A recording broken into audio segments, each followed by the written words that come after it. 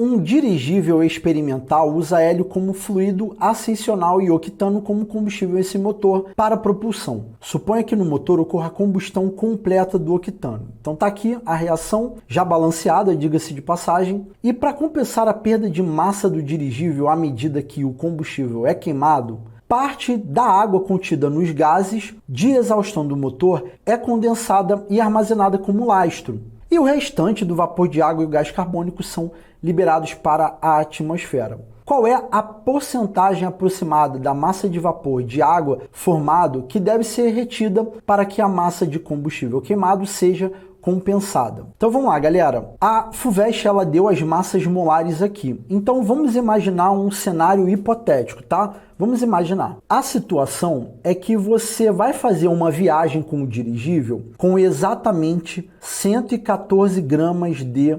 C8H18. E aí o que eu queria que vocês soubessem? Que à medida que esse octano for queimado na reação, eu preciso condensar água para que aquela massa de octano que foi consumida, aquela massa tente permanecer constante, né? A ideia é você ter um lastro. E aqui é que entra o ponto. Pô, Marcelão, mas por que você está usando exatamente 114 gramas? Porque eu estou pensando em facilitar a vida. Eu posso usar qualquer valor, mas aí eu vou ter que fazer uma regra de 3 para poder comparar e tal.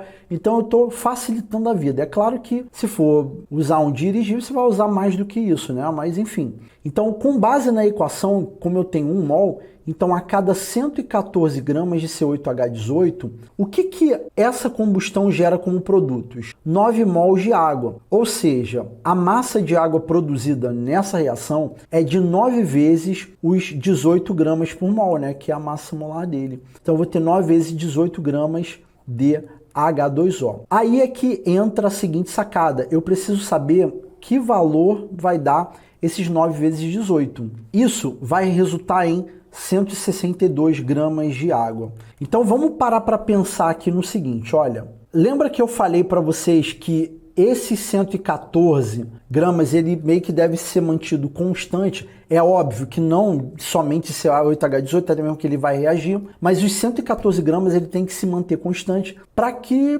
sirva como um lastro lá e tal, né? E você vai usar esse lastro com uma água, como a própria questão disse. Então, qual é a sacada? Esses 162 gramas seria 100% da massa de água formada. Como o objetivo é manter constante lá aqueles 114 gramas que eu escolhi, só para deixar mais fácil a questão, então como 114 gramas é o que eu quero manter ali meio que constante, qual é a porcentagem de água que eu vou ter que condensar ali, né? Então, não sei se você está reparando que dos 162 gramas formados, 114 eu condenso e a diferença eu elimino lá com o dióxido de carbono. Enfim, então efetuando essa regra de 3, que vai dar 114 multiplicando 100 dividido por 162, né, gramas com gramas a gente corta. Esse X chegaria em que resposta? Um valor aproximado de